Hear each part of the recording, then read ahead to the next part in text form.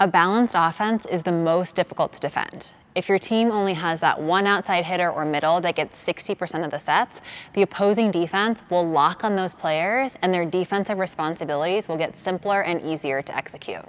So setters distributing the ball to a well-balanced offense is a must. Part of achieving this balance comes from making the setter part of the offense, especially when they're in the front row. We're going to break down the most common setter dumps and the important things that keep it deceptive and strong. The setter dump can happen in a variety of ways, but for all variations, we need to contact the ball high. The one-handed dump can happen in 3 different ways. For all of these, we need to get our feet to the ball, jump, go up with both hands, just like we're setting the ball, then let the ball drop slightly so we can get on top of the ball. The primary option is our left-handed power dump to zone 3. We encourage setters to use this dump when it's least expected. Blockers expect setters to dump super tight passes because it's an easier move to make. These are the balls that we should be setting to keep the defense on their toes.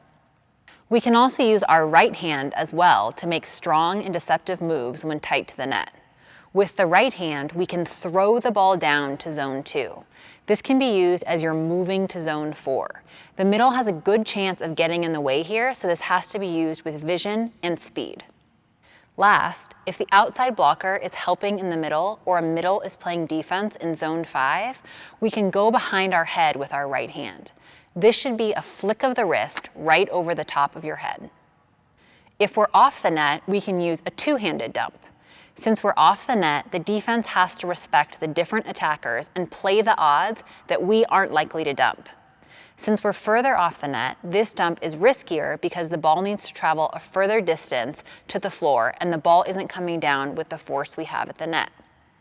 To do this effectively, we have to be at our peak jump and we need to make sure our hands and arms do not extend up, but rather out to the side toward the net. What happens to most setters is they try to set the ball over the net, causing the ball to loop over with enough time for the wing defenders to close in on the ball and get it up.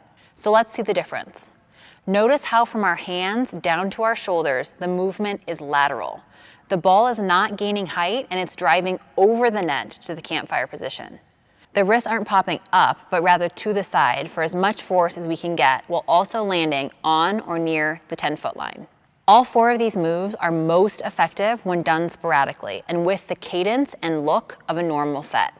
Keeping the defense on their toes with these plays can relieve the pressure on your attackers and make your offense that much more complex.